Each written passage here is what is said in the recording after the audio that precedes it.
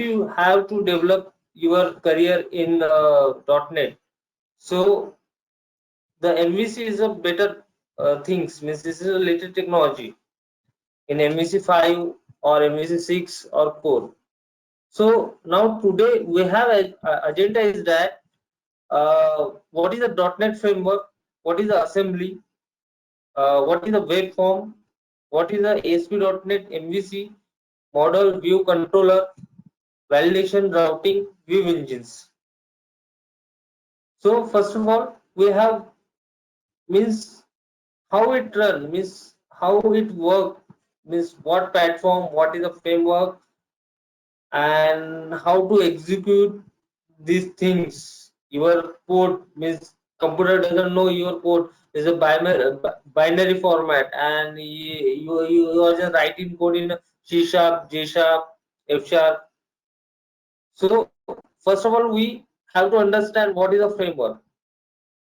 So let's go on framework. So .NET framework, uh, .NET is a software framework which is designed and developed by Microsoft. The first version of .NET framework was 1.0, which is come in 2002. So it is a virtual machine for compiling and executing a program written by in different languages like a C sharp, VB.NET or etc. F sharp. Means if you have understand in a Java language, so you can be write a code in a .NET. Actually, what happened is that if everyone is interested, I don't know, in a C language or C sharp language, so I would like to write a code in a Java. So you can be means .NET आपको provide करता है एक platform कि जहां पे आप multiple languages run कर सकते हो. It support the 60 programming language. Generally, we use the 11 programming language for a developing, write a code. So this work is a like a framework. Means current version of framework is 4.6.2 in .NET MVC 6, and it is a open source actually. Means पहले आपको इसका licensing लगता था, अभी आपको free open source में है. यानी आप जैसे जावा ओपन सोर्स है, वैसे ही आप इस प्लेटफॉर्म को भी यूज कर सकते हो.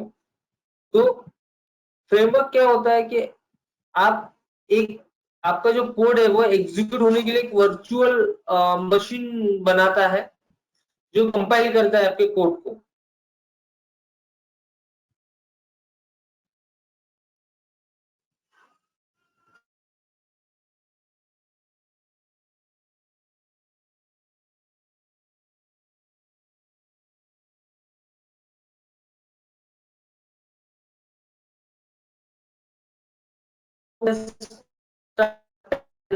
We can be means how can we execute your code in .NET. So the assembly क्या होता है actually? Assembly एक मल्टीपल जो फाइल्स होती है, मल्टीपल जो आपके कोड्स होते हैं, वो रन करते हैं एक प्लेटफॉर्म पे. और जैसे डीएल आप देखे हो, कुछ हैकर वगैरह हैक करते हैं, तो वो कभी कभी अगर आपका कोड अगर डीएलएल फॉर्मेट में जो नॉन एक EXE जो बोलते हैं, जैसे आप कोई भी सॉफ्टवेयर इंस्टॉल करते हो तो वो एक EXE फॉर्मेट में रहता है, right. So same kind of things ये जो रहता है, ये एक असेंबली में एक डीएलएल और EXE फाइल जनरेट करता है जो कि एग्जीक्यूट होता है सर्वर एंड पे, जो कभी एग्जीक्यूट हो भी सकता है. सपोज आप अगर कुछ अलग क्लासेस बनाते हो या कुछ डीएलएल बनाते हो, तो आप उसको रन करना है नहीं करना है, या आपके अकॉर्डिंगली, आपको रिक्वायरमेंट के अकॉर्डिंगली आप उसको रन कर सकते हो. तो ये सारी चीजें जो होती है वो एक असेंबली में डिफाइन होती है. हर एक एप्लीकेशन का एक असेंबली बनती है और एक डीएलएल बनती है, बाय डिफॉल्ट ऑटोमेटिकली जनरेट होती है. बट आप अगर उसका जो कोड देखना चाहते हो तो आपको नहीं दिख पाता, आप उसको क्रैक नहीं कर पाते हो. ठीक है. अब इसमें एक कॉमन लैंग्वेज रन टाइम जो CLR बोलते हैं उसको, उसमें क्या होता है कि आपका एक जो बाइनरी जो कोड रहता है, actually computer doesn't know the English language and Java language और suppose what PHP, he doesn't know. So आप जब भी कोई इनपुट देते हो कंपाइलर को, तो वो उस प्लेटफॉर्म को रन करने के लिए एक एक CLR बनाता है कि जो एग्जीक्यूट करे वो कोड को, ठीक है। सो दिस इज CLR, ठीक है। और बाद में अपन आते हैं माइक्रोसॉफ्ट इंटरमीडिएट लैंग्वेज MSIL। ये क्या होता है कि जो मल्टीपल लैंग्वेजेस है, जैसे J#, है C# है और F#, यानी जावा का इसमें एक वर्जन है J#, यानी जिसको इंटरेस्टेड है कि वो जावा में कोड बेटर कर सकता है, सो वो यहाँ पे वो उस लैंग्वेज में भी कोड कर सकता है। ऐसा नहीं है जैसे जावा में स्पेसिफिकली है कि आप जावा का ही कोड करो, बट डॉटनेट में ऐसा नहीं है। डॉटनेट एक प्लेटफॉर्म इंडिपेंडेंट लैंग्वेज है एक्चुअली।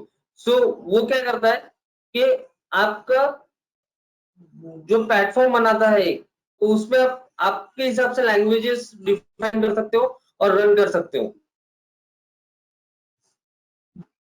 थर्ड पॉइंट है आपका garbage collector. What is garbage collector? Actually garbage यानी आपको पता चल गया हो गार्बेज यानी क्या होता है, यानी कचरा। So it's one kind of things is recycling. अभी क्या होता है, आपने शायद से इंजीनियरिंग में पढ़े होंगे कि उसमें आपको एक जैसे अल्फाबेट ए है तो उसका कुछ बाइनरी कोड रहता है, राइट? इज मेमोरी अलोकेट करता है मैम में, रैम में। So same kind of things यहाँ पे कोई भी ऑब्जेक्ट जब बनाते हैं तो वो ऑब्जेक्ट एक मेमोरी लोकेट करता है। जो कंपाइलर रहता है उसमें वो मेमोरी एलोकेट करता है। अब उसको क्लियर करने का काम ये जो होता है गार्बेज कलेक्टर ये करता है। अब गार्बेज कलेक्टर आप ऑटोमेटिकली भी क्लियर करता है मेमोरी, अदरवाइज आप उसको कोड बेस्ड पे भी कर सकते हो, ठीक है।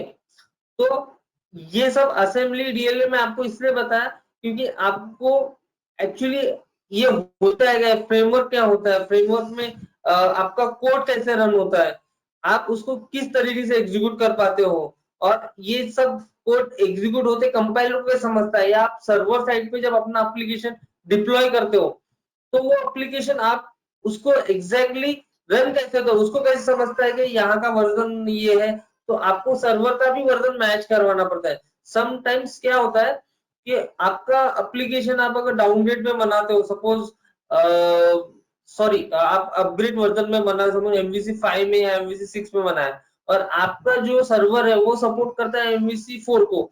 सो क्या होता है, आप जब एप्लीकेशन यहाँ पे आपका लोकल मशीन पे एक IS बनता है, तो IS पे आप इजीली उसको रन करवा लेते हो। बट आप जब सर्वर पे डिप्लॉय करते हो दैट टाइम क्या होता है, आपको बहुत सारे एरर्स आते हैं और बहुत सारे DLL मिसिंग के एरर आते हैं। तो इस वजह से आपको वहां का भी वर्जन मैच करवाना पड़ता है। जो फ्रेमवर्क रहता है वो फ्रेमवर्क का वर्जन वहां पर मैच करवाना पड़ता है सर्वर पे। तो इसलिए मैं आपको ये बता रहा था कि यहाँ पे एग्जीक्यूशन जो पार्ट होता है ये सब असेंबली में उसके चीजें रहती है। जैसे कोई भी सपोज आपके बारे में कोई इंफॉर्मेशन चाहिए तो आपका पूरा बायोडाटा में आपका पूरा डिटेल रहता है, राइट? तो सेम काइंड ऑफ थिंग्स जो एप्लीकेशन रहता है, जो आपका एप्लीकेशन रहता है, तो सेम उसका डिटेल उसकी असेंबली में रहता है। जो भी आप DLL डालते हो, जैसे थर्ड कंप्यूटर, जैसे आपको कुछ सपोज चैटर बनाना है, तो चैटर के लिए आपको कुछ DLL इंपोर्ट करना पड़ता है इंटरनली। ये फैसिलिटी है डॉटनेट में कि आप DLL जो किसी डेवलपर ने ऑलरेडी बनाया है चीजें, वो आप इसमें DLL इंक्लूड करके आप उसको यूज कर सकते हो।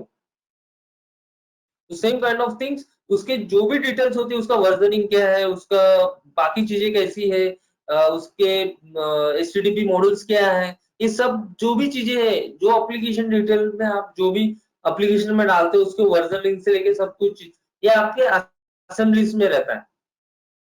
Okay, so let's move on. What is MVC?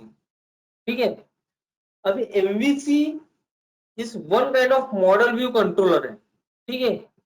अब मॉडल व्यू कंट्रोलर में जो कंट्रोलर रहता है वो ब्रेन रहता है। जैसे आपको अगर कुछ बॉटल वगैरह उठाना है हाथ से, तो आपके ब्रेन को सेंसेशन होता है कि मुझे बॉटल उठाना है, इसलिए आप हैंड को कमांड देते हो कि मुझे बॉटल उठाना है। सो क्या होता है, आप देख रहे होंगे कि ब्राउजर पे जब आप ओपन करते हो तो एक यूआरएल टाइप करते हो, सपोज microsoft.com, ठीक है। आप ये यूआरएल जब डालते हो तो उसको रिक्वेस्ट जाती है ब्राउजर से, राइट। ब्राउजर से उसके इंटरनल जो भी उसके इवेंट्स है, कंट्रोलर से, डेलीगेट से, वहां पे उसके इवेंट जाते हैं। Same kind of things MVC जो है, इसमें कंट्रोलर जो पार्ट है वो एक ब्रेन का वर्क करता है, ठीक है।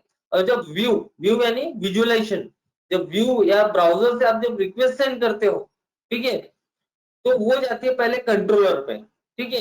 कंट्रोलर एक एक्शंस जो भी परफॉर्म करना है, जो भी ऑपरेशन परफॉर्म करना है, ये काम करता है कंट्रोलर। फिर उसके बाद में अगर आपका अगर मॉडल है, मॉडल इन द सेंस आपका लॉजिक एंड आपका डेटाबेस, ठीक है। अगर आपका अगर डेटाबेस कनेक्टेड नहीं है, अगर आप स्टैटिक साइट बना रहे हो डॉटनेट में या वीसी में, तो आपका कंट्रोलर पे ही पूरा का पूरा स्ट्रक्चर रहेगा। नहीं तो अगर आपके इसमें डेटाबेस भी कनेक्ट है, सपोज एक स्टूडेंट का डिटेल डालना है, जिसमें मैं गेस्ट स्टूडेंट का एक एक्शन बनाऊंगा गेस्ट स्टूडेंट करके, तो वहां से जब मैं रिक्वेस्ट भेजूंगा बटन क्लिक के इवेंट्स पे व्यू से, तो मेरा पहले कंट्रोलर पे जाएगा कि एक्शन कौन सी है, मुझे एक्शन क्या परफॉर्म करना है। एक्चुअली एमवीसी क्या है कि वो सेपरेशन ऑफ कंसर्न है, वो एक में एक से, जैसे एएसपी डॉट नेट में क्या था कि पूरे के पूरे जितने भी आप कुछ भी बटन क्लिक इवेंट रहते थे, वो अटैच रहते थे बैककोड से, उसके व्यू से अटैच रहते थे। इवेंट्स उसमें ज्यादा थे, इवेंट्स एंड डेलीगेट उसमें काफी हद तक उसका रिलेशन बनाते थे। इसमें आपका रिलेशन नहीं है, आप यही अगर आपके एप्लीकेशन में व्यू और कंट्रोलर्स मॉडल्स आप बनाते हो सपोज, तो आप ये सेम सपोज एक अकाउंटिंग का मॉडल बनाया आपने, तो यही सेम मॉडल आप दूसरे इसमें भी डाल सकते हो, दूसरे एप्लीकेशन में अगर आपको नीडेबल है वहां डाल सकते हो, ठीक है। लेकिन ये फैसिलिटी सिर्फ एमवीसी में, डॉटनेट का जो पुराना डॉटनेट था एएसपी डॉटनेट, उसमें नहीं था ये फंक्शनलिटी। उसमें उसके बैकएंड कोड रहता था, तो उस वजह से आप दूसरे एप्लीकेशन में वो जो आपके पेजेस व्यूज मॉडल्स ये नहीं डाल सकते थे। इसमें फैसिलिटी एमवीसी में कि आप कोई भी एप्लीकेशन रिक्वायर्ड, क्योंकि आपको उतना टाइम बचता है जितना आप डेवलप करते हो, डेवलपमेंट में उसका आपका टाइम बचता है, ठीक है। सो कम ऑन द पॉइंट, सो आप कंट्रोल से रिक्वेस्ट भेजोगे मॉडल को, तो मॉडल में जो भी ऑपरेशन है, जो भी आपका लॉजिक है, वो वो लॉजिक एग्जीक्यूट होने के बाद में वो रिटर्न करेगा कंट्रोलर को। कंट्रोल पे जब डेटा आ जाएगा या जो भी उसका आउटपुट आएगा, वो आउटपुट रिटर्न करेगा व्यू को शो करने के लिए कि ये आपने रिक्वेस्ट भेजे थे, इसके अगेंस्ट में ये डेटा मैंने आपको रिटर्न किया। So this was a architecture actually इसका, कि ये एमवीसी वर्क कैसे करता है, क्योंकि इनका किसी से कोई रिलेशन नहीं रहता है, इसलिए आपको रिलेशन बनाना पड़ता है एज अ इवेंट बेस्ड।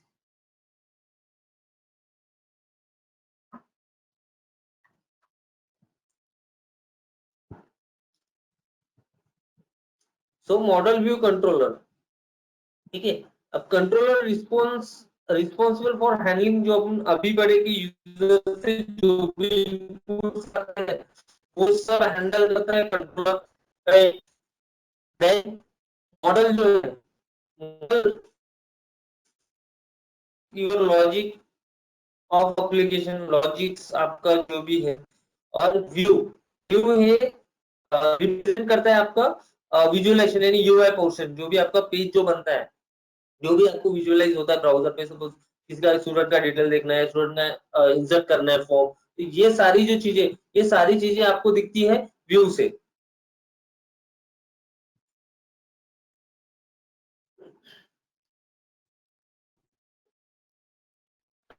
अब एएसपी डॉट नेट इंग्लिश में है क्या, क्या क्या चीजें, ठीक है, क्या उसके एडवांटेज क्या है, उसका एक्चुअली क्यों इतना पॉपुलर है कि लोग उसको ज्यादा मैक्सिमम तौर पे यूज कर रहे हैं, क्यों भी मार्केट में उसका ज्यादा डिमांड है, ठीक है। तो ये बेसिक है उसके लिए। ये एमवीसी है क्या एक्चुअली, कि वो यानी कैसे लोग ज्यादा उसको यूज कर रहे हैं, ठीक है। तो मोर कंट्रोल और द एचटीएमएल, जो भी एचटीएमएल के कंट्रोलर थे, जो कंट्रोल रहते, जैसे आपका टेक्स्ट बॉक्स है, सपोज आपका चेक बॉक्स है, तो इनसे भी ज्यादा कंट्रोलर इसमें भेजे। और बहुत सारे एचटीएमएल टैग्स जो है नए, बेसिक बेसिक टैग आपको पता ही होंगे, देन अपार्ट फ्रॉम दिस और काफी सारे इसमें व्यूज अवेलेबल है, या फिर और ज्यादा उसके एचटीएमएल कोड्स अवेलेबल है, ठीक है। और मैंने आपको अभी थोड़ी देर पहले बताया था कि इसका इसका कोड रिलेटेड नहीं है, नो कोड बिहाइंड, यानी इसके बैकएंड में कोड नहीं रहता है, यानी इसका व्यू से कंट्रोलर से कोई रिलेशन नहीं रहता है, ठीक है। आप कितने भी व्यू बना सकते हो, कितने भी कंट्रोलर बना, लेकिन उसको अगर आप डिलीट भी कर देते हो तो उसका कोई रिलेशन नहीं रहता है। जैसे आपने एएसपी डॉट नेट में अगर काम किया, आपको पता होगा उसके पीछे कोड बिहाइंड में आपको उसका कोड दिखता है। Go to the source code करूंगे तो आपको उसका सोर्स कोड दिखता है, उसकी पेज, उसकी इवेंट्स है, ग्रेड है, उसके बहुत सारे इसके सब इवेंट्स रहते हैं, लेकिन यहाँ पे इतने इवेंट्स नहीं है। यहाँ पे कोड बिहाइंड कुछ भी नहीं है, आपको डेलीगेट्स जो कंसेप्ट है वो इम्प्लीमेंट होता है यहाँ पे। तो अब उसका रेफरेंस, जो रेफरेंस है, किसी भी, आपने शायद सी शार्प में पढ़े होंगे, सॉरी सी सी में पढ़े होंगे, पॉइंटर, राइट।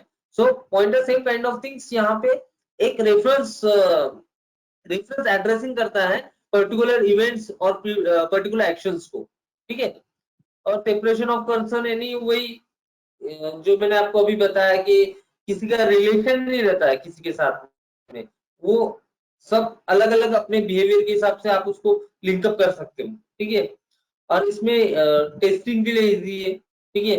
और इसमें यूआरएल राइटिंग है। अभी यूआरएल राइटिंग क्या है एक्चुअली, आपने देखे होंगे कि आप ब्राउजर पे डालते हो तो आपको लास्ट में एक्सटेंशन दिखता है फाइल्स का, राइट, कि एप्लीकेशन किस इसमें बना है। जैसे पीएचपी का कोई एप्लीकेशन देखोगे तो आपको लास्ट में दिखेगा डॉट पीएचपी, राइट, बस। और एएसपीएक्स में बना है तो उसमें भी आपको, आपने देखे होंगे कि उसमें भी आपको एक डॉट एएसपीएक्स, आपको डॉट एएसपीएक्स पेज ऐसा दिखता है कि एएसपी डॉट नेट में बना है करके। तो सेम काइंड ऑफ थिंग्स इसमें यूआरएल राइटिंग है। यूआरएल राइटिंग में आपको उसका एक्सटेंशन पता नहीं चलता कि किस में बना है, क्या आप राउटिंग उसको कर सकते हो। यानी सपोज आपने गेट स्टूडेंट नाम का एक एक्शन बनाया हो, लेकिन आपको वो शो नहीं करना है, right, as a security point of view आपको शो नहीं करना है। आप क्या कर सकते हो, उसको स्टूडेंट डिटेल करके आप उसको राउट प्रीफिक्स कर बना सकते हो। यानी जब ब्राउजर पे डालोगे आप, तो आप राउट स्टूडेंट डिटेल करके डालोगे, लेकिन आपका एक्शन का नेम क्या है, गेट स्टूडेंट डिटेल। सो क्या राउटिंग और उसका एक्सटेंशन पता नहीं चलता है कि उसका एक्सटेंशन क्या है, ठीक है। क्योंकि जनरली आप एप्लीकेशन जो बनाते हो, जैसे पीएचपी अनसिक्योर क्यों बोला जाता है, उसी वजह से, क्योंकि उसका एक्सटेंशन पता चलता है। पैरामीटर जो आप भेजते हो, पैरामीटर पता चलता है, उससे एसक्यूएल इंजेक्शन जो हैकर से वो परफॉर्म कर सकते हैं। सो इसमें फैसिलिटी कि आप यूआरएल राइटिंग कर सकते हो कि जिससे आप अपना एप्लीकेशन मोर सिक्योर कर सकते हो, क्योंकि both the languages are more secure, Java और डॉट नेट, ये कहा गया है, ठीक है, मोर सिक्योर है। बिकॉज इसमें फंक्शनलिटी ऐसे है कि सिक्योरिटी लेवल से काफी है। आप इसको फिल्टर्स लगा सकते हैं, इसमें फिल्टर्स वाले भी कंसेप्ट है, या फिल्टर्स लगा के प्रॉपर्ली उसको यूजर को स्टॉप कर सकते हो, या जो भी कोई ऐसे हैकिंग करने की कोशिश करे तो उसको आप कुछ हद तक के आप स्टॉप करवा सकते हो, ठीक है। देन पहले के एएसपी डॉट नेट था, तो एएसपी डॉट नेट में पुशबैक होते थे पेज, यानी आप कुछ भी इवेंट हिट करोगे, सपोज पेज को आप कुछ भी करोगे तो पेज रिफ्रेश होता था। इसमें पोस्टबैक इवेंट नहीं है, it doesn't belongs to postback event. आप अपने अकॉर्डिंगली उसको पोस्टबैक करवाना है, डेटा लाना है, नहीं लाना है, आप ब्राउजर को रिफ्रेश करवाना है, नहीं करवाना है, आप पे डिपेंड करता है, आपकी कोडिंग स्टाइल पे डिपेंड करता है, ठीक है। सो ये सब और एक no view state, and view state नहीं है इसमें, ठीक है। यानी आपको ऐसा नहीं है कि जैसे ASP.NET में आपके पास में एक कंट्रोल कंट्रोल रहता था, उसमें मल्टीपल जो डिफॉल्ट चीजेस थे वो रन होते थे। इसमें ऐसा नहीं, इसमें आप रन कर रहे हैं, इसके लिए सिर्फ एक लेआउट बनाया गया है, और लेआउट में आप मल्टीपल व्यूज या फिर पार्शियल व्यूज डाल सकते हो एंड रन करवा सकते हो। सो मॉडल मॉडल एक्चुअली है क्या, ठीक है। मॉडल आपका बिजनेस लॉजिक है, ठीक है। Business logic in the sense आपके जो फंक्शंस है, जैसे सपोज एक स्टूडेंट का डिटेल सेव करने वाला है, ठीक है। अब आपको स्टूडेंट का डेटा सेव करवाना है, ठीक है। अब स्टूडेंट का डेटा सेव करने के लिए आपको कुछ तो ऐसे मेथड लिखना पड़ेगा, या फिर कुछ तो ऐसा लॉजिक लिखना पड़ेगा जिसके लिए आप वो स्टूडेंट का डेटा डेटाबेस में सेव हो, ठीक है। तो ये जो सारी वर्क है, या सपोज उसका ईमेल आईडी वैलिड करना है, फोन नंबर 10 डिजिट का ही होना चाहिए, देन उसका फर्स्ट नेम में स्पेशल कैरेक्टर इंसर्ट नहीं होना चाहिए, राइट। आपका टेक्स्ट ही आना चाहिए, अल्फाबेट ही जाना चाहिए, राइट। सो ये सारे जो चीजें, ये सारे जो भी अपने को फंक्शनलिटी बनाना होता है, ये अपन बेसिकली मॉडल में बनाते हैं। मॉडल उसी के लिए होता है। Model is same kind of things, जो भी डेटाबेस के जो टेबल्स होते हैं, डेटाबेस का जो अपना स्ट्रक्चराइज होता है, वही अपना इधर लॉजिकली अपन परफॉर्म करवाने के लिए यहाँ पे वैलिडेट करवाते हैं। यानी वैलिडेट जो स्ट्रॉन्गली टाइप बाइंडिंग होता है, उसके लिए अपन मॉडल का यूज करते हैं, ठीक है। और अभी डॉटनेट में जो ASP.NET के साथ में जो कंपैटिबल है, वो है एक लिंक्यू और एसक्यूएल। यानी आप लिंक्यू की क्यूरी से भी मॉडल को बाइंड करवा के, या मॉडल को DBMS क्लास के साथ में लिंकअप करवा के, आप लिंक्यू की क्यूरी लिख के आप डेटा सेव करवा सकते हो या डेटा फेच करवा सकते हो। और आप एसक्यूएल का भी डायरेक्ट प्रोसीजर लिख के, प्रोसीजर स्टोर प्रोसीजर, ठीक है। इसमें स्टोर प्रोसीजर होती है जहां से आप जो इसमें और एक रिपोजिटरी पैटर्न भी होता है, यानी सिंगल डोन या फिर एंटिटी के साथ में जाके, या फिर रिपोजिटरी पैटर्न। रिपोजिटरी पैटर्न के लिए आपको आपका उप्स कंसेप्ट ये अच्छा होना काफी नीडेबल है, ठीक है। एक्चुअली क्या होता है, आप अगर उसमें आपका अच्छा कमांड है, तो आप रिपोजिटरी पैटर्न से अच्छा एप्लीकेशन, सिक्योर एप्लीकेशन डिफाइन कर सकते हो। अभी ऊप्स क्या है, actually oops is object oriented programming, right. आपको सब्जेक्ट, हाँ, ठीक है। उसमें काफी सारे है, जैसे क्लास है, ऑब्जेक्ट्स है, देन एब्स्ट्रैक्शन है, इनकैप्सुलेशन है, इनहेरिटेंस है, मल्टीपल इनहेरिटेंस है, पॉलीमॉर्फिज्म है, ठीक है। तो ये सारी चीजें यहाँ पे यूज होते हैं कि आप अपने एप्लीकेशन को कैसे डिजाइन करते हो, कितने लेयर्स में डिफाइन करते हो। एक्चुअली जो डॉटनेट एप्लीकेशन बनाते हैं वो मल्टी एंटायर एप्लीकेशन बोलते हैं, ठीक है। आप मल्टीपल लेयर्स में बना सकते हो, आपका इंटरफेस इंफ्रास्ट्रक्चर अलग रह सकता है, एपीआई लेयर अलग बनाते हो, आपका मॉडल्स अलग बना सकते हो। तो ये सारी चीजें स्टेप वाइज आप बना सकते हो उसमें, ठीक है? तो इसके लिए आपको जो डीबीएमएल फाइल्स है, वो एक एंटिटी रहता है, एंटिटी जैसे मल्टीपल डेटाबेसेस, ठीक है। वो आप सॉरी मल्टीपल टेबल्स आप एक एक एडीएमएक्स फाइल में रहता है, ठीक है। एक डेटाबेस के साथ जब आपका एप्लीकेशन कनेक्ट होता है, तो उसके बाद में आप मल्टीपल टेबल्स डिफाइन कर सकते हो।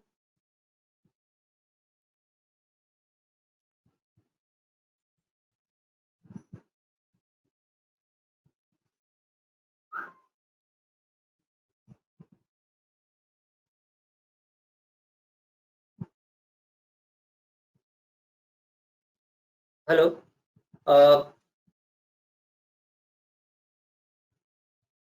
So custom view model,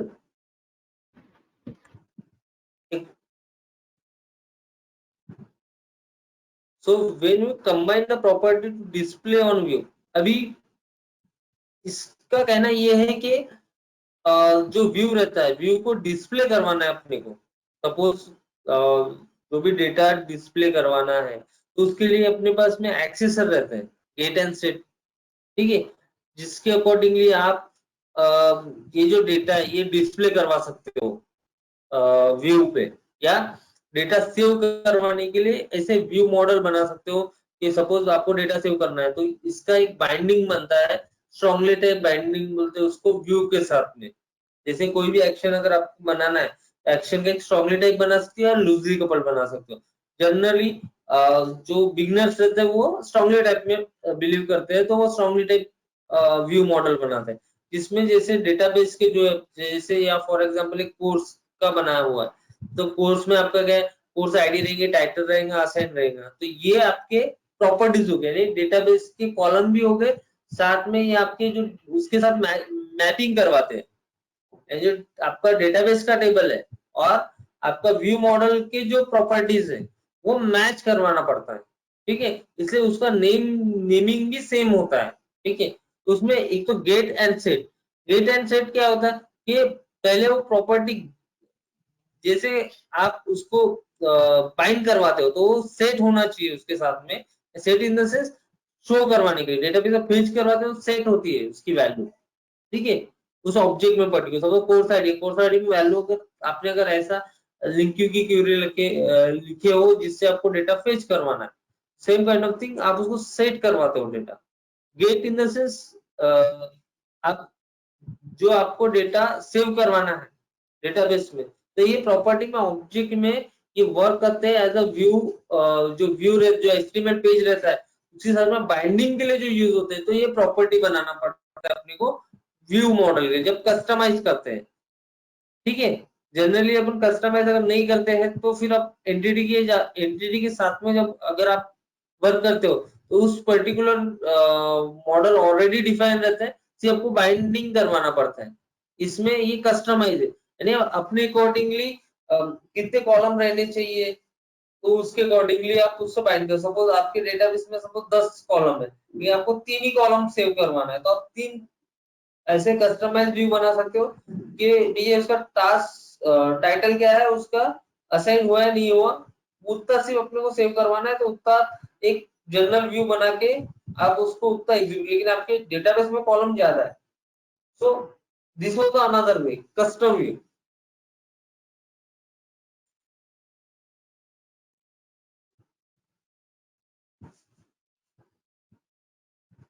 so what is controller? Controller is a class, ये डिराइव्ड होता है जो बेस कंट्रोलर होता है, आई इंटरफेस ऑफ आई कंट्रोलर, इससे डिराइव्ड होता है ये क्लास, ठीक है।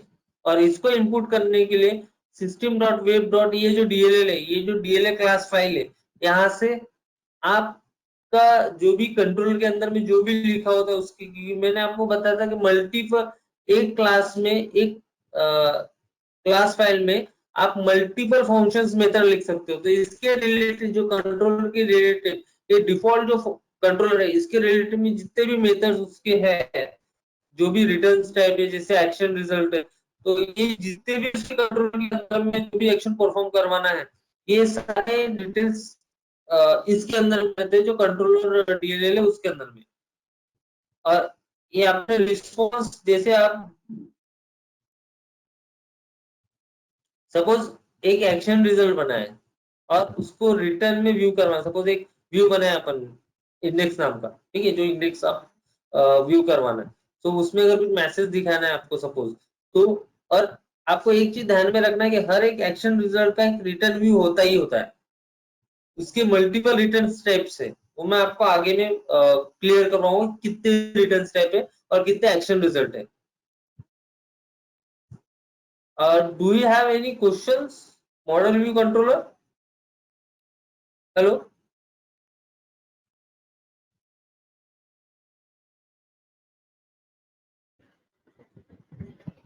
Hello, no questions yet, sir. Please continue. Okay, so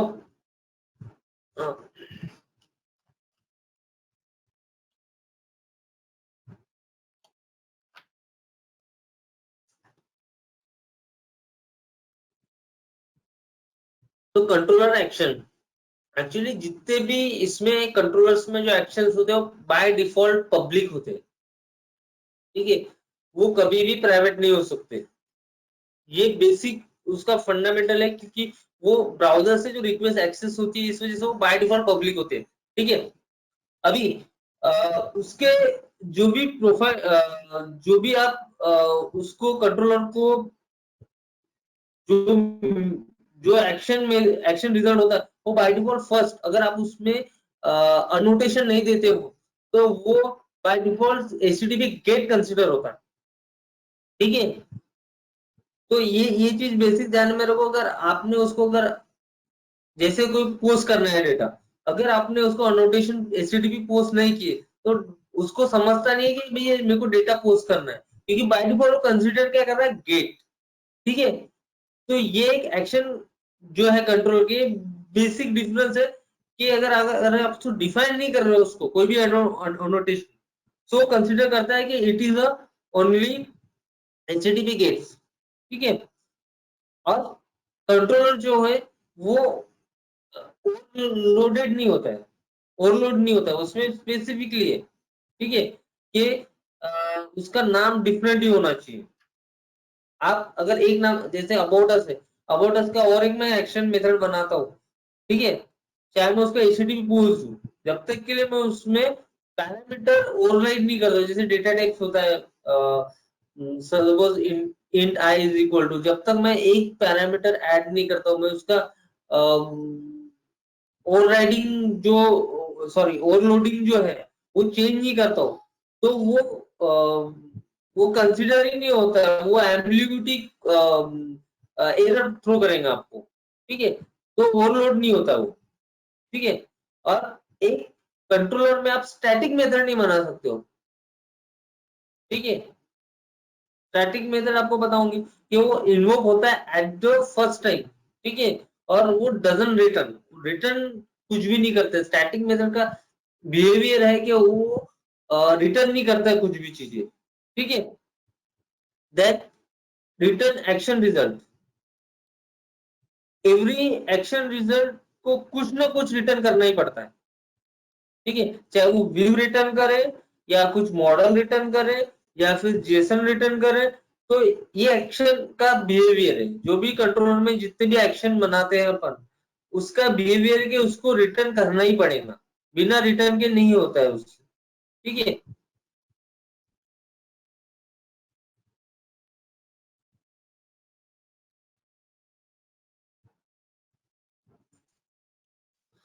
different type of result type, जैसे मैंने आपको बताया, जैसे एक्शन रिजल्ट टाइप है, वैसे ही view result, empty result, direct result, JSON JSON यानी जेसन फॉर्मेट में जो डेटा रिटर्न आता है, वो जावास्क्रिप्ट रिजल्ट यानी जावास्क्रिप्ट, अगर आपको कुछ जावास्क्रिप्ट में रिटर्न चाहिए, कुछ अगर आप स्क्रिप्ट लिख रहे हो, ठीक है, वो कंटेंट रिजल्ट अगर कुछ फाइल को रीड करते हो, जैसे पीडीएफ को रीड करना है या और कुछ रीड करना है, सो उसके लिए कुछ कुछ तो आपको रिटर्न डिफरेंट रिटर्न टाइप चाहिए, तो इसमें कंटेंट रिजल्ट उसके लिए फाइल कंटेंट रिजल्ट, ठीक है। तो ये फाइल कंटेंट रिजल्ट यानी फाइल आपको अगर, क्योंकि we doesn't know what is the extension of this file, generally dot net का जो एक्सटेंशन रहता है वो dot C H H T M L रहता है, राइट।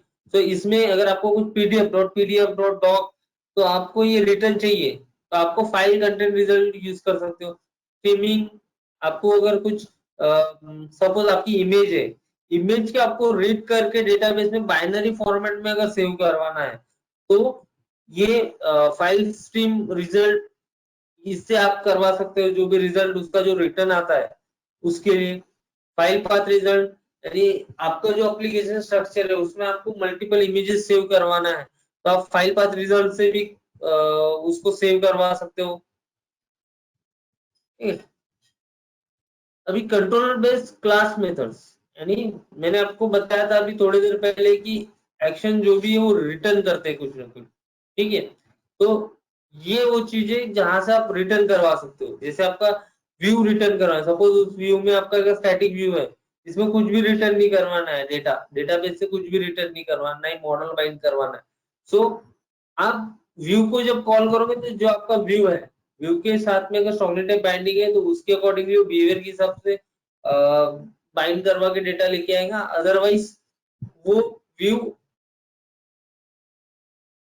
को जैसे स्टैटिक होगा तो स्टैटिक के हिसाब से लेके आएगा। ठीक है, तो ये व्यू जो है वो रिटर्न टाइप में आता है। ठीक है, रिडायरेक्ट इन द सेंस आपको one page to another page redirect करना है, one action to second action. तो रिडायरेक्ट के लिए आप डायरेक्ट पाथ दे सकते हो। ठीक है, redirect to action in the sense, first of all we have to pass the view name and then we have to pass action name। ठीक है, एक्शन कंट्रोल के अंदर में, राइट, और उससे लिंकअप है व्यू। ठीक है, तो रिडायरेक्ट टू एक्शन यानी किस एक्शन के, जैसे सपोज आपका एक कंट्रोलर है आपका कोर्स का।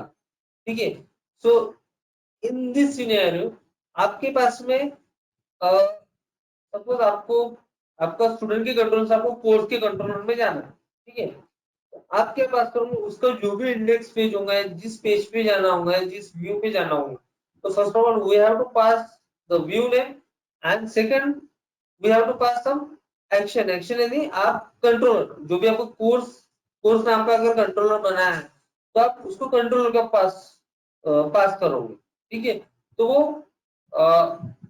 वो उस कंट्रोलर के उस एक्शन रिजल्ट पे जाएंगे। ठीक है, तो उसके redirect to route, redirect to route in the sense क्या होगा कि आपको अगर कुछ राउट में पैरामीटर पास करना है, सपोज सपोज एक आईडी पास करना है जिसके बेसिस पे आपको अदर पेज या अदर कंट्रोलर के एक्शन में आपको जाके वो पैरामीटर के अगेंस्ट में डेटा लेके आना है, सपोज, तो उसके लिए रिडायरेक्ट टू राउट आप राउट क्या कर सकते हो डायरेक्टली उस पे। ठीक है, देन जेसन, जेसन ये एक्चुअली जेसन के बारे में आपको थोड़ा सा और बताता हूँ। जेसन क्या होता है कि एक लाइट वेटेड जो है, अभी पहले कैसा था, आप जो XML फाइल रहती थी इसमें नोड और चाइल्ड नोड, पेरेंट नोड, तो ये काफी फाइंड आउट करते इसमें काफी वेट, एग्जीक्यूशन टाइम काफी लेता था। ठीक है, देन जेसन का कंसेप्ट है, जेसन क्या है कि उनको नोड ट्री कुछ नहीं है, वो एक जेसन स्क्रिप्टिंग लैंग्वेज है एक्चुअली, जिसमें आप जेसन के फॉर्मेट में डेटा ला सकते हो। ठीक है, एकदम लाइट वेटेड, जिसका आपको मिनिमम, जैसे आप एपीआई वगैरह सुनते होंगे काफी कि लोग एपीआई बना रहे हैं, अभी पूरा जो वर्क है वो एपीआई बेस्ड लोग काम कर रहे हैं मैक्सिमम। तो क्यों कर रहे हैं, क्योंकि जेसन ये काफी फास्ट रिप्लाई करता है, डेटाबेस से काफी फास्ट डेटा लेके आता है। ठीक है, इसके लिए जेसन यूज होता है। JavaScript is as it is, JavaScript से जो भी सपोज अजैक्स का कुछ अजैक्स को कॉल करके कुछ डेटा लेके आना है तो उसके लिए जावास्क्रिप्ट रिजल्ट कॉल होता है। कंटेन यानी वही फाइल सिस्टम, जो फाइल कौन से फॉर्मेट में है उसके एक्सटेंशन बेस कुछ लेके आना है तो उसके लिए आप डेटा कंटेंट और फाइल रिटर्न टाइप यूज कर सकते हो।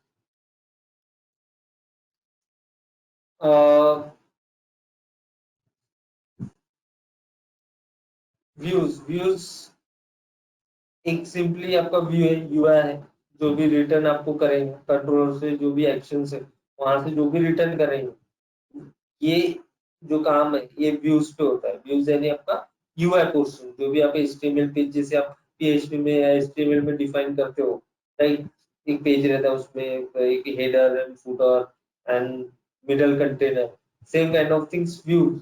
Views views in this is आपका मेन जो बीच वाला जो पेज होता है, जो आपका काम करने वाला जो लेआउट्स होता है, वो लेआउट्स यहाँ पे व्यू है। ठीक है, जो भी रिटर्न करेगा एक लेआउट के अंदर में वो शो करेगा।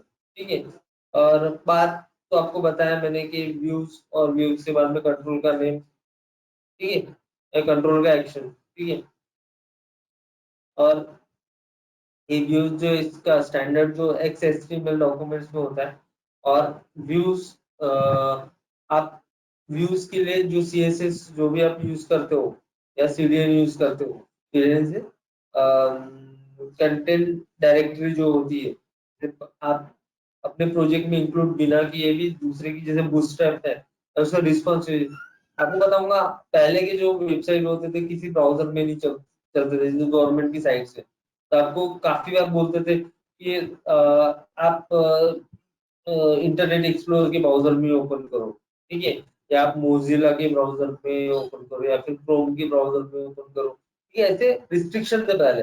लेकिन अभी जो लेटेस्ट टेक्नोलॉजी जिसमें बूटस्ट्रैप का जो कंसेप्ट है या रिस्पॉन्स है, जो आपके टैब में भी सेम व्यू दिखेगा, आपका जो भी स्क्रीन है, आप या 43 इंच के एलईडी में भी देखते हो तो व्यू सेम व्यू दिखेगा। वो जो यूआई है, जो व्यू है, वो एडजस्ट हो जाता है, खुद को एडजस्ट कर लेता है एज अ ब्राउजर कंपेटिबिलिटी के हिसाब से, ठीक है।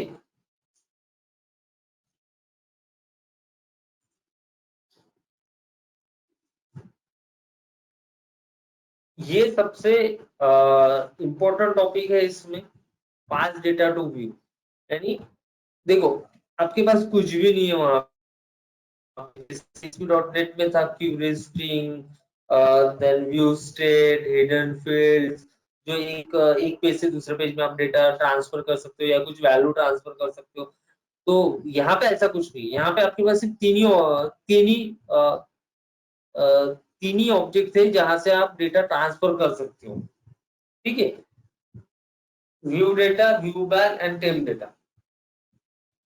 अभी व्यू डेटा क्या है? व्यू डेटा, इसका लाइफ टाइम काफी शॉर्ट होता है। ये एक्शन टू एक्शन, एक एक्शन से एक with in a controller, sorry, with in a controller एक एक्शन से दूसरे एक्शन में डेटा आप भेज सकते हो, या एक एक्शन से उसके व्यू पे भेजने है आपको डेटा, सिर्फ इतना ही आपका काम होता है। लेकिन इसमें एक डायरेक्टरी ऑब्जेक्ट होता है, ठीक है, यानी इसमें डेटा टाइप मस्ट है। अगर आप उसको स्ट्रिंग में भेज रहे हो, है ना, तो आप स्ट्रिंग ही आपको उधर कॉल करना पड़ेगा उसके व्यू पर भी, ठीक है, क्योंकि इसको ये टाइप का स्ट्रिंग इसमें मस्ट है, ठीक है। सो ये आपको ध्यान रखना है कि इसमें आपका एक तो लाइफ टाइम इसका कम है, यानी आप डेटा अगर आपने भेज दिए उसके बाद में तुरंत में डेटा डिस्ट्रॉय हो जाता है। जैसे यहाँ पे मैंने जैसे लिखा है, मेंशन किया message equal to hello world, ठीक है, ये मैंने भेज दिया, ठीक है, भेजते बराबर ये डेटा नल हो जाएगा, यानी आप अगर दोबारा इसको कॉल करोगे यू डेटा मैसेज, या फिर एक वेरिएबल में अगर डेटा ये मैसेज का अगर कॉल करने की कोशिश करोगे तो आपको नल मिलेगा, ठीक है, क्योंकि वो डिस्ट्रॉय हो जाता है, जब भी आप इसको यूज करते हो वो डिस्ट्रॉय हो जाता है, ठीक है। व्यू बैक, ये जो है ये काफी इंपॉर्टेंट है, फ्लेक्सिबल यूज होता है इसका, ठीक है, क्योंकि इसमें टाइप कास्टिंग नहीं लगता है, यानी आप इंटीजर को स्ट्रिंग बना सकते हो। डायनेमिक ऑब्जेक्ट जो बोलते हैं, इसमें ASP डॉट MVC में एक नया ऑब्जेक्ट जो मिला है वो है डायनेमिक ऑब्जेक्ट। डायनेमिक ऑब्जेक्ट में जैसे अब वेरिएबल मैंने var is equal to a, तो a में आप इंटीजर भी डाल सकते हो, वेरिएबल डजंट नो कि उसका डेटा टाइप क्या है। Same kind of thing view back, view back में आप कितना भी बड़ा डेटा डाल सकते हो, और उसमें टाइप कास्टिंग रिक्वायर्ड है, डायनेमिक ऑब्जेक्ट है, इसमें आप कुछ भी डेटा डाल सकते हो, ठीक है। और ये controller to controller action to action ही एक्शन परफॉर्म करता है, ठीक है। जो टेम डेटा है, टेम डेटा एक्चुअली क्या होता है कि टेम डेटा इज सेम थिंग्स के डेटा ट्रांसफर के लिए यूज हो रहा है, पास डेटा टू व्यू, ठीक है, but temp data action to action work नहीं करता है, ये कंट्रोलर टू कंट्रोलर वर्क करता है। आप एक कंट्रोलर से दूसरे कंट्रोलर में डेटा भेज सकते हो, ठीक है, क्योंकि व्यू बैक और व्यू डेटा ये आपको वो फैसिलिटी प्रोवाइड नहीं करते कि आप वो जो डेटा है वो डेटा आप ये कर रहे हो, यानी आप दूसरे कंट्रोलर पे नहीं भेज पाते हो view back and view data, but temp data से आप भेज भी सकते हो, यानी थ्रू आउट द एप्लीकेशन, जो भी आपका एप्लीकेशन, सपोज आपके पास सपोज 100 ऑफ कंट्रोलर्स है, ठीक है। अगर आपको आपके अकॉर्डिंगली वो डेटा आपको भेजना है मल्टीपल कंट्रोलर से, तो आप with using the temp data ही आप भेज सकते हैं। उसको मेंटेन भी करते हैं, ठीक है, कीप एंड पिक मेथड से। सपोज क्या है, अभी मैंने ये डेटा भेज दिया, सपोज मैंने मैसेज नाम का जो भी मेरा ऑब्जेक्ट बनाया मैंने, ये डेटा मैंने दूसरे कंट्रोलर में भेज दिया।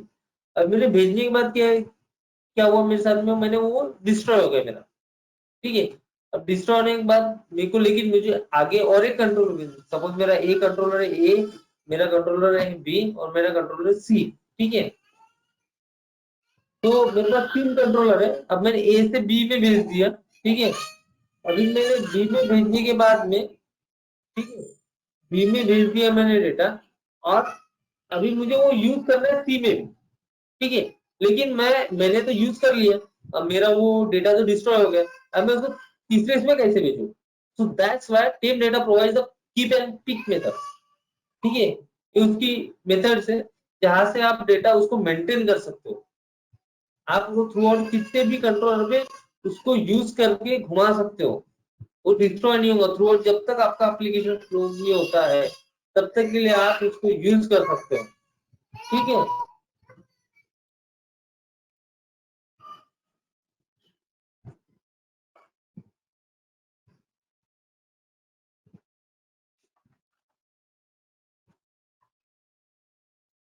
तो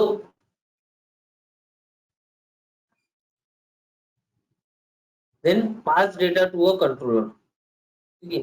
अभी कंट्रोलर पे भी डेटा पास करना है, ठीक है। अभी कंट्रोलर पे डेटा पास करने के लिए अपने पास है क्या, ठीक है। जैसे मैंने आपको पहले ही बताया था कि व्यू के जो फॉर्म्स के फील्ड है वो मैच होते हैं आपके डेटाबेस से, राइट।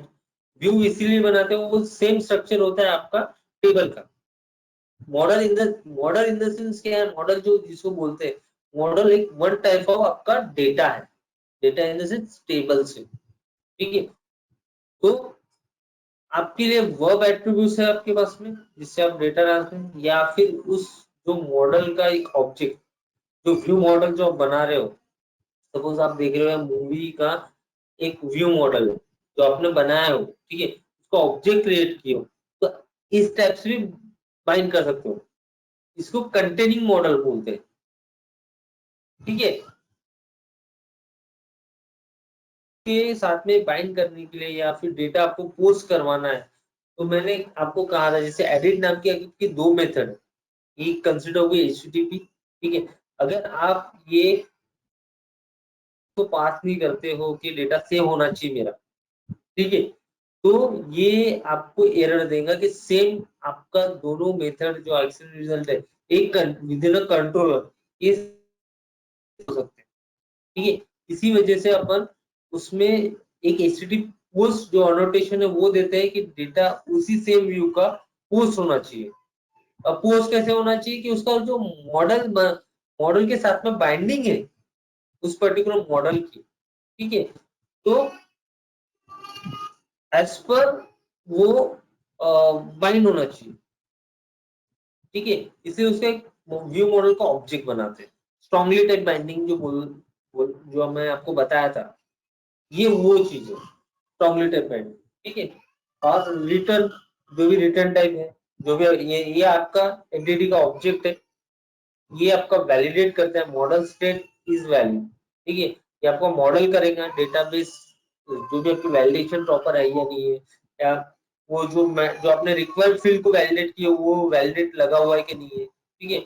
आप ये एग्जांपल में देख सकते हो कि पहले वैलिडेट होता है कोई भी, ठीक है, उसके बाद में एंटिटी का जो ऑब्जेक्ट बनता है, ठीक है, वो ऑब्जेक्ट में पूरा डेटा एक जो भी डेटाबेस के साथ में जो व्यू मॉडल को वो एंटिटी के साथ में मैपिंग करवाते हैं, फिर उनको सेव करवाते हैं, और सेव करवाने के बाद में उसको रिटर्न करवाते हैं। अभी ये मेरा एडिट वाला है, अब एडिट एडिट होने के बाद मेरे को कहीं तो भी रिडायरेक्ट होना चाहिए ना, राइट। तो उसी पेज पे तो नहीं रहूंगा, नहीं तो यूजर को लगेगा मैंने डेटा सेव ही नहीं करवा। सो इसलिए आप उसको रिडायरेक्ट करवा सकते हो, या फिर वो डेटा जो भी है वो दूसरे पेज में उसी व्यू में बाइंड करवाते हो। तो ये जो डेटा आपने अभी बाइंड करवा, ये उसके साथ में सेम डेटा व्यू भी होता है। हाँ, और एक MVC.NET में HTML हेल्पर ये काफी इंपॉर्टेंट कंसेप्ट है, ठीक है। एक्चुअली हेल्पर इसलिए यूज होता है कि जनरली आप HTML का अगर टेक्स्ट बॉक्स लिखे हो तो टेक्स्ट बॉक्स के लिए आपका कोड अलग होता है, यानी आपने HTML में अगर बनाते हो तो आपके पास में अ, उसका type is equal to text box and उसका नेम एंड आईडी, इस टाइप से आप HTML का कोड लिखते हो। बट इसमें आपके पास में HTML डॉट जो क्लास है, ठीक है, वो क्लास को इनहेरिट करते हैं, ठीक है, उसके मेथड्स को, जैसे फॉर टेक्स्ट बॉक्स है, टेक्स्ट बॉक्स के मेथड को इनहेरिट कर लेंगे, तो इसमें आपको ज्यादा कोड लिखने की गरज नहीं है। आप इसका HTML हेल्पर क्लास यूज करके भी आप बाइंडिंग करवा सकते हो व्यू के साथ, ठीक है, और खुद कस्टमाइज भी बना सकते हो। यानी बाय डिफॉल्ट तो है, जो भी .NET के है बाय डिफॉल्ट हेल्पर क्लास है HTML की, सपोज ड्रॉप डाउन लिस्ट के लिए ड्रॉप डाउन लिस्ट फॉर है, ठीक है, टेक्स्ट बॉक्स के लिए टेक्स्ट बॉक्स फॉर है, ठीक है। सेम काइंड ऑफ थिंग अगर आपको कुछ डिफरेंट बनाना है एज पर योर रिक्वायरमेंट, ठीक है, कुछ डिफरेंट कंट्रोलर जो आपको चाहिए कि भैया ये मैं ऐसे शो कर पाऊँ या मेरे को इसके इफेक्ट्स ऐसे चाहिए, तो खुद भी आप हेल्पर क्लास बना सकते हो, इसका बिहेवियर कैसा चाहिए करके।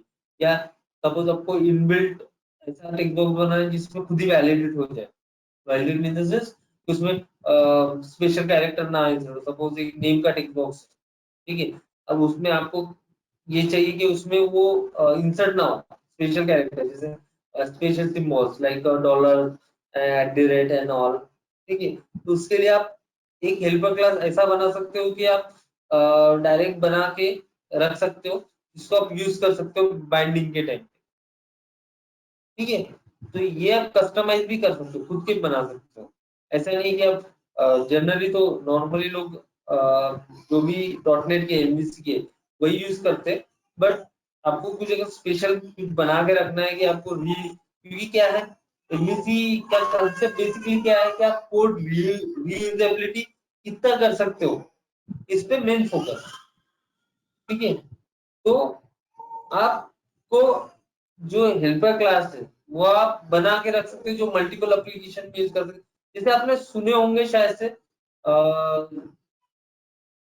कि मार्केट में फिलहाल जो कंट्रोल्स है, कंट्रोल्स इन से कंट्रोल्स डेव एप्स के, ठीक, डेव एप्स आप नौकरी पे भी देखते हो बहुत सारे जॉब्स अवेलेबल है कि डेव एप्स के कंट्रोलर यूज करने आते चाहिए, तो उन लोगों ने वो बना के रखे, राइट, ठीक है। वो बनाए हुए कंट्रोलर जिसके लाइसेंसिंग के साथ में आप परचेज करवाते हो, देन अपने इसमें एप्लीकेशन में look and feel UI looks gorgeous, तो उसके लिए जब आप यूज करते हो तो ये आप खुद भी बना सकते हो, ऐसा नहीं है कि उनने बनाया है तो आपको यूज ही करना चाहिए, आप खुद के बना सकते हो as per depend on your skills, technical skills, coding skills, और काफी आपका नॉलेज, ये सब मैटर रखते हैं कि आप कितना अच्छा हेल्पर क्लास बना सकते हो या आपका यूआई कितना अच्छा दिखता है। ये कभी भी आप वो कोई साइट देखते हो, जैसे आप एक गवर्नमेंट की साइट देखो कोई भी, वो आपको देख के आप थोड़े से ये रहते हो यार ये कैसी साइट बनी है, इसमें बराबर काम नहीं हो रही, ये नहीं हो रही। बट एक प्राइवेट सेक्टर की साइट देखो जो किसी ने कुछ अपनी, जैसे फेसबुक फॉर एग्जाम्पल, तो फेसबुक को देखते हो तो आपको काफी अच्छा लगता है यार क्या यूआई है, कितने सही क्लिक होते हैं, क्या इफेक्ट्स है, या नए नए भी नए नए फंक्शनलिटी आते हैं, जैसे कुछ वीडियोस बनाओ, बर्थडे के कुछ डालो, तो या स्माइली डालो, तो दिस काइंड ऑफ थिंग्स उन्हें यू यूआई पे वर्क किया है, ठीक है। तो डिपेंड करता है आपका यूआई कितना अच्छा है, इसलिए मैक्सिमम यूजर आपके साइट को देखे, आपके एप्लीकेशन को यूज करे, उसके लिए आपको इसका भी ध्यान रखना पड़ता है कि आपका यूआई कितना बेटर लगेगा। इसके लिए आप हेल्पर क्लास का यूज करके कितने यूआई में इफेक्ट्स या फिर जो भी आपका प्रॉपर चीजें मैसेज जैसे एरर मैसेज दिखाना है, तो ये सब हेल्पर क्लास से आप कर सकते हो। Then validation,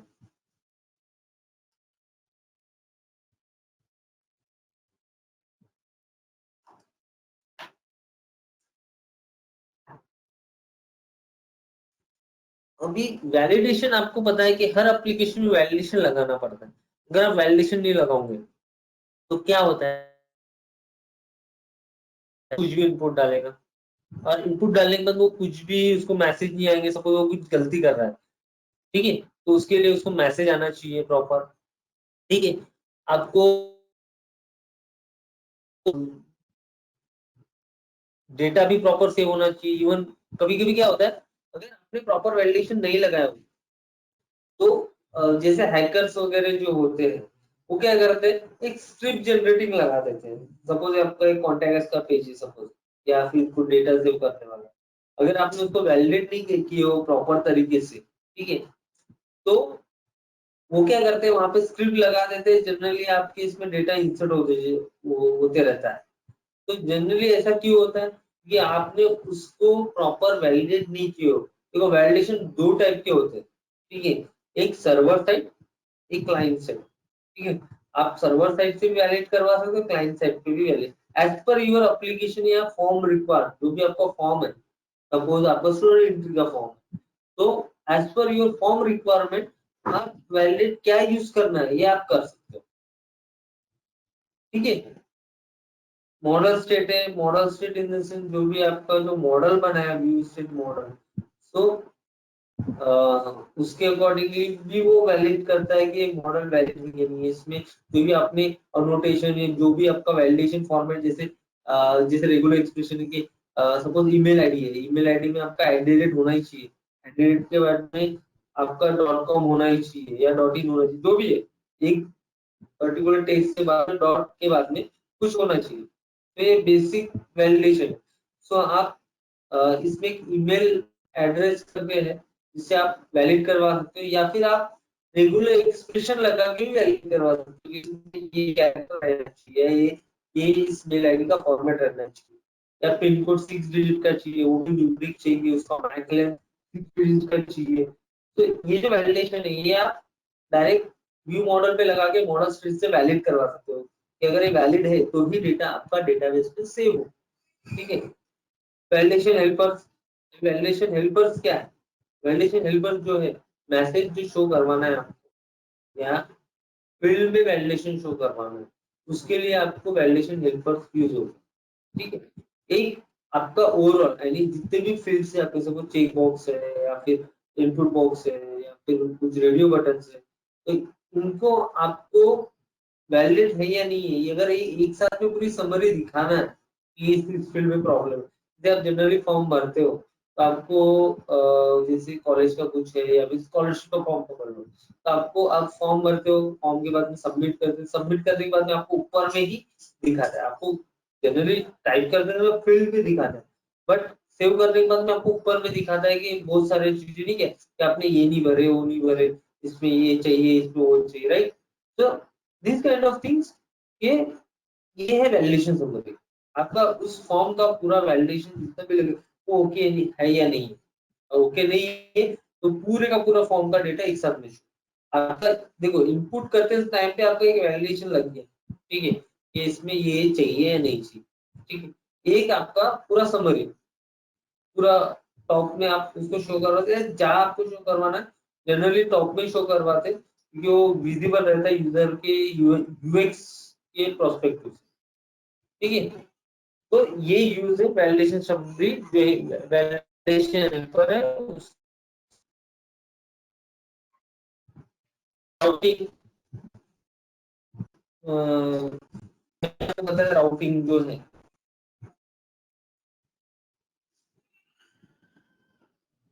routing on the map incoming request होती है to particular in this production, यानी जो भी ब्राउजर से रिक्वेस्ट आती है पहले वो जो राउटिंग एक राउट कॉन्फ़िग फाइल होती है HTML, ठीक है, उसमें वहां पे आपका राउटिंग का एक रिक्वेस्ट डिफाइन बाय डिफॉल्ट वाली, ठीक है। आप मल्टीपल भी ऐड कर सकते हो, मैं आपको नेक्स्ट स्टेप दिखा रहा हूँ, ठीक है। राउटिंग में क्या होता है कि ब्राउजर से रिक्वेस्ट जो आती है उसको मैप करवाता है इनकमिंग रिक्वेस्ट, ठीक है, जो भी एक्शन है, जो भी आपका कंट्रोलर है उस, ठीक है। अभी ये जो राउटिंग ये सेटअप होता है दो जगह, ग्लोबल से, ग्लोबल इन एप्लीकेशन जो फाइल जो रिलेटेड में रहता है, डिटेल क्या होती है, ठीक है। उसमें एक्चुअली ग्लोबल फाइल में रहता क्या है, सेशंस रहते हैं, एप्लीकेशन स्टार्ट रहते हैं, एप्लीकेशन एंड रहते हैं, या एप्लीकेशन रिलेटेड जो भी इवेंट्स है वो रहते हैं कि कब स्टार्ट होना चाहिए, कब उसके सेशंस एक्टिव रहते हैं, कब उसमें सेशन डिस्ट्रॉय होते हैं, ठीक है, उसकी सब डिटेल रहती है। वेब कॉन्फ़िग फाइल ये एप्लीकेशन में मस्ट है कि होना ही चाहिए, ठीक है। और ये मल्टीपल रहती है, ऐसा नहीं है कि देखो मिनिमम वन तो चाहिए, लेकिन इसके बाद में भी आप मल्टीपल फाइल्स भी डाल सकते हो, ठीक है। विंडो कॉन्फ़िग मल्टीपल रह सकती है as per your application requirement, ठीक है। अब विंडो कॉन्फ़िग में आपका डेटाबेस की कनेक्शन रहती है, डेटाबेस को जो कनेक्ट करती है, अभी डेटाबेस आपका डिफरेंट है और आपका एप्लीकेशन डिफरेंट है। अब इसको कनेक्ट करने के लिए कुछ तो आपके पास चाहिए, राइट। अगर वो चाहिए आपके पास में, ठीक है, तो आपको एक एप्लीकेशन पूल बनाना पड़ता है, ठीक है। और उस पूल का नाम है कनेक्शन स्ट्रिंग। उसमें जो भी आपका जो भी एड्रेसिंग, एक सपोज आपके घर में कुछ मैंने एड्रेस पोस्ट किया, तो मुझे पर्टिकुलर एड्रेस पता रहेगा तभी मैं आपको कनेक्ट कर पाऊंगा ना, राइट। मैं आपको लेटर भेज पाऊंगा, right. So same kind of things, window configure में एक कनेक्टिंग जो रहती है वो डेटाबेस और इसको कनेक्ट करने के लिए ब्रिज रहता है, ठीक है। सो ये कनेक्ट करता है ना।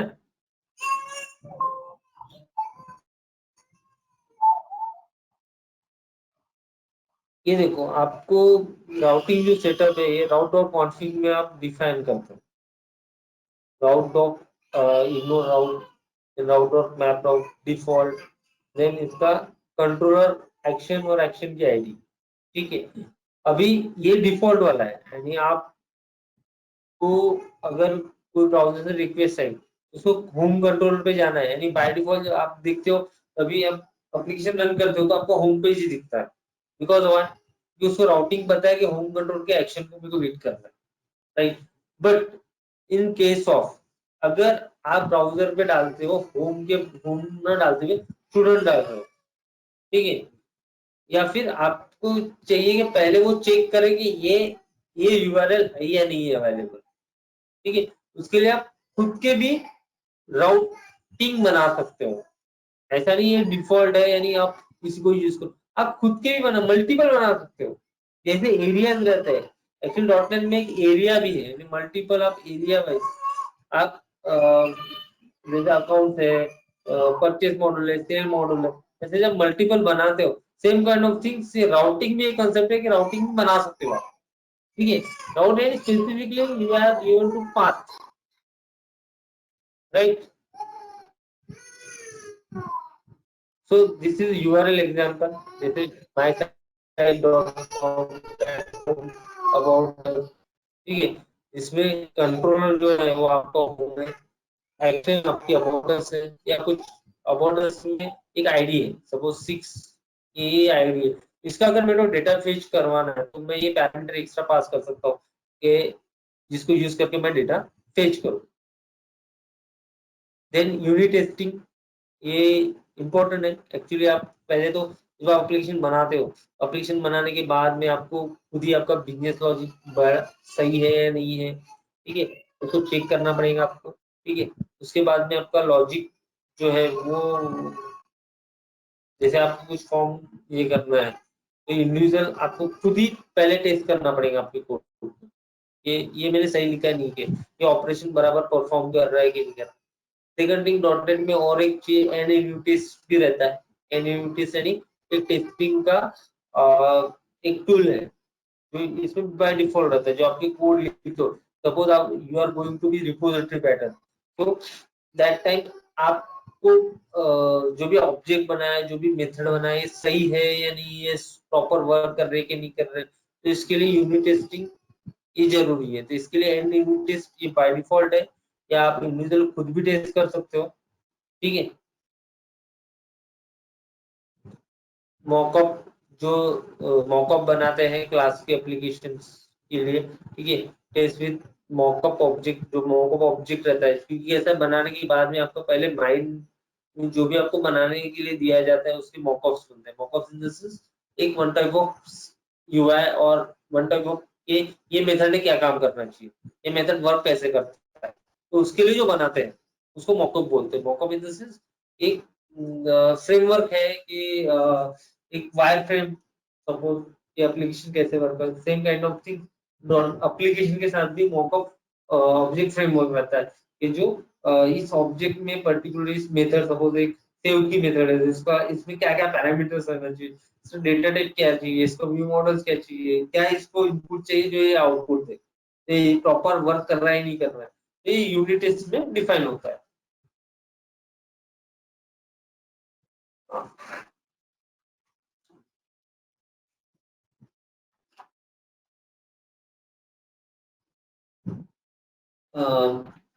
जैसे मैंने आपको बताया था इसमें इंजिन्स होते हैं जो भी आपके पेज को रन करवाते हैं, तो उसके लिए दो टाइप के इंजिन में वेव फॉर्म था। अरे एमवीसी 4 5 6 यहाँ से जनरली लोग रेजर इंजन यूज करते, आप खुद का भी इंजन बना सकते हो, ठीक है, जहाँ से आप एचटीएमएल को रन करवा। जनरली लोग रेजर इंजन प्रेफर करते हैं क्योंकि इसमें लैम्ब्डा एक्सप्रेशन की हेल्पर क्लास जो आपको बैकएंड में डिफरेंट दिखते हैं, लेकिन जब यूआई में आप देखते हो तो नॉर्मल जो एचटीएमएल के टैग्स होते हैं, टेक्स्ट बॉक्स इनपुट, इसी टाइप के सेम टैग्स वो उसको कन्वर्ट करवाते हैं, यानी रैंडम करवाते हैं, ठीक है। इसलिए जो रेजर का जो सिंटैक्स है वो @, से डिफाइन होता है, हेल्पर एचटीएमएल और टेक्स्ट बॉक्स फॉर और फिर लैम्ब्डा एक्सप्रेशन, ठीक है। तो ये इसका सिंटैक्स है रेजर। और वेव फॉर्म में जनरली परसेंटेज के सिंबल से इंडिकेट होता था, ये काफी ओल्ड है एमवीसी 3 में, बट जनरली अपन रेजर यूज करते हैं क्योंकि काफी लाइट वेटेड होता है, एप्लीकेशन को काफी फास्ट होता है, यानी बाइंडिंग के लिए इजी टू यूज होता है। So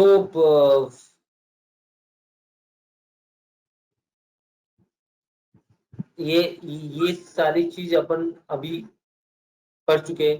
what is MVC stand for, how ASP.NET MVC different from web, where is routing configured, how to validate your business logic, how to use the helpers, unit test basic, choice between the view engines, whatever engine you have to prefer, means web engine or Azure engine. And this is a useful site for this, क्या क्या कहाँ से ज्यादा learn कर सकते हो, तो इसलिए एक एमवीसी का भी साइट है, माइक्रोसॉफ्ट की खुद की साइट है, और उससे भी आप काफी चीजें कर सकते हो। जेके आपको सीटीएम या आपके जो लगाना है तो आपको जेके से मिल जाएगा। सो और आपकी कुछ क्वेश्चंस है तो hello, do you have any questions? हाँ, If someone has question, please ask, sir. If not, we'll wind up the session.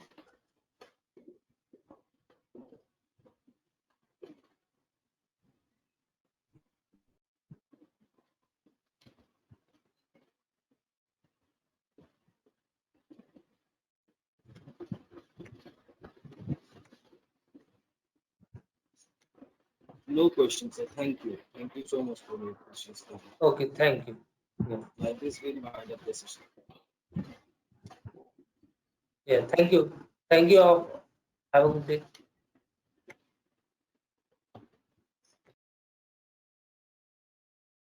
Tell me pretty lies, look me in the face. Tell me that you love me, even if it's